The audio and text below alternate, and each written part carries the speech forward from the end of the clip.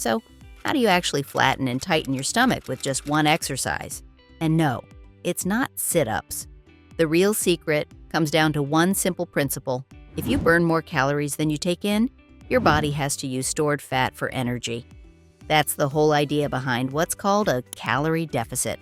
Simple enough, right? And it's not just me saying this. Countless experts and influencers agree it's the foundation of weight loss. That the most effective way to get into a calorie deficit is to control the amount of food, and therefore calories, that you eat.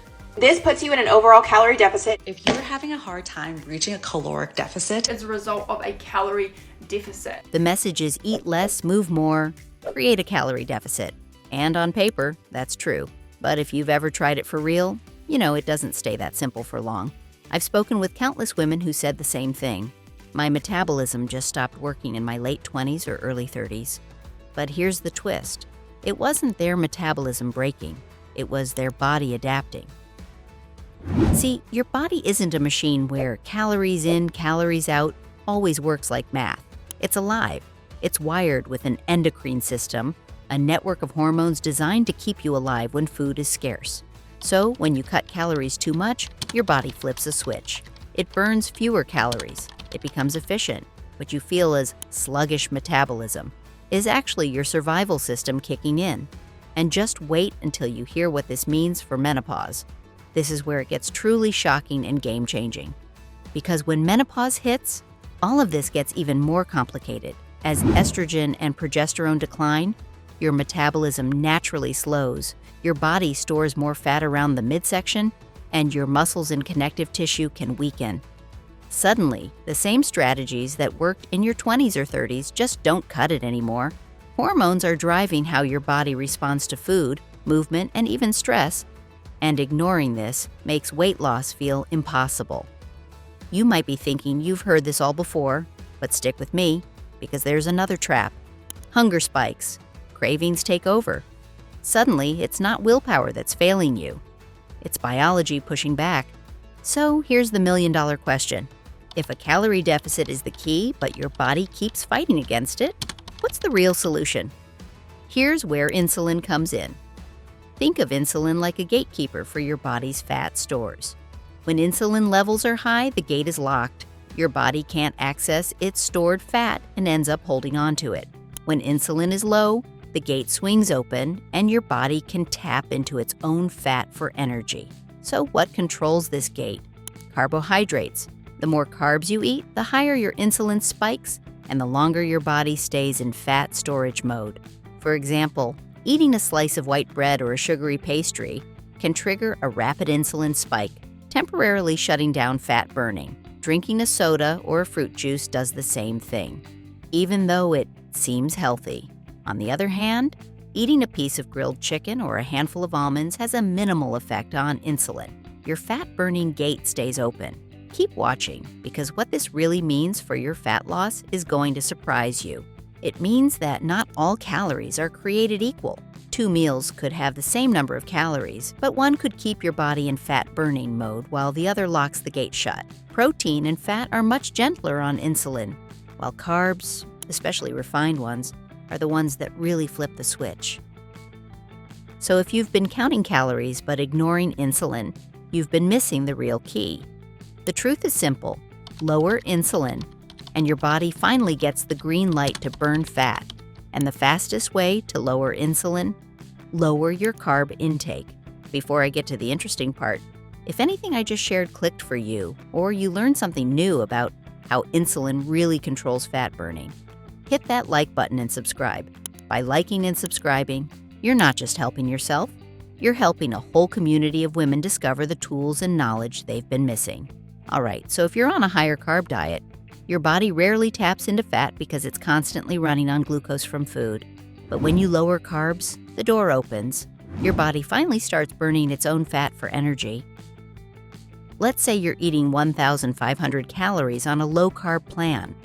On top of that, your body is using an extra 500, 700, even 800 calories from stored fat. Part comes from food, but a huge part comes from your own body. And the best part?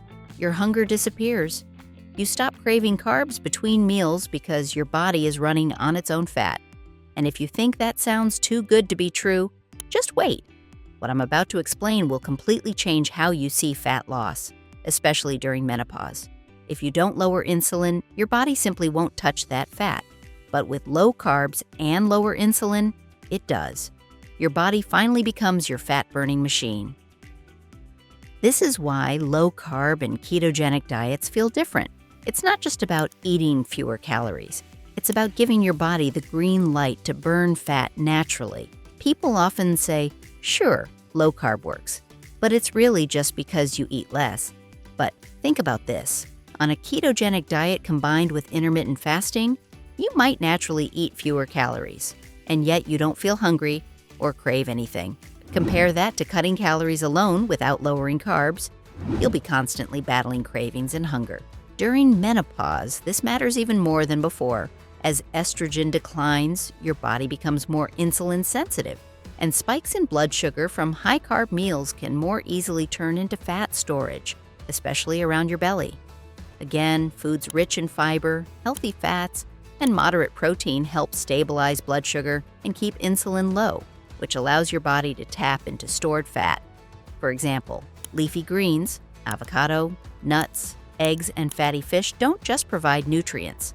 They help your body burn fat efficiently, support hormone balance, and reduce cravings that often sabotage weight loss during menopause. And before you click away, here's another interesting key point.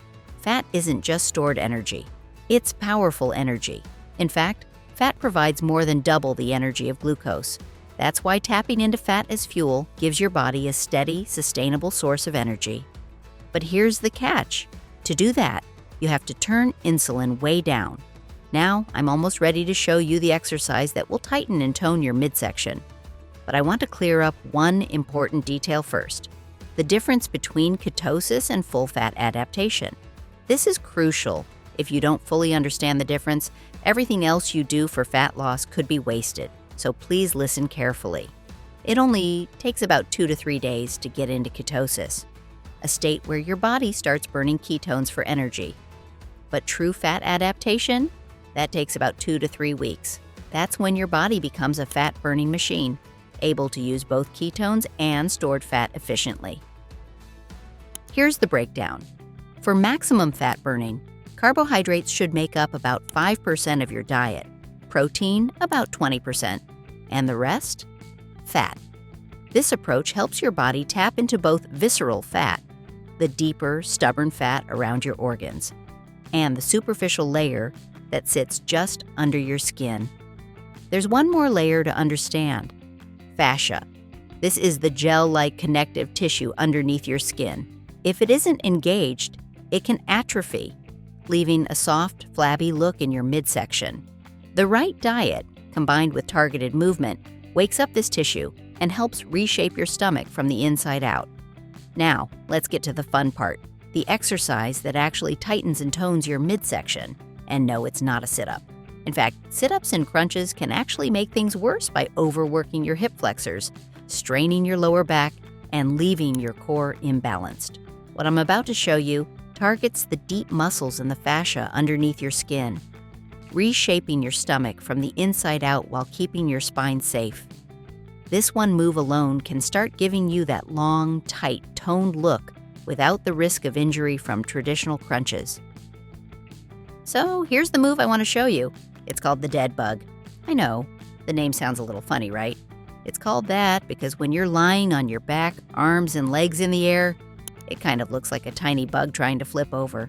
But honestly, don't let the silly name fool you. This little exercise is seriously powerful for tightening and toning your midsection. Here's the magic.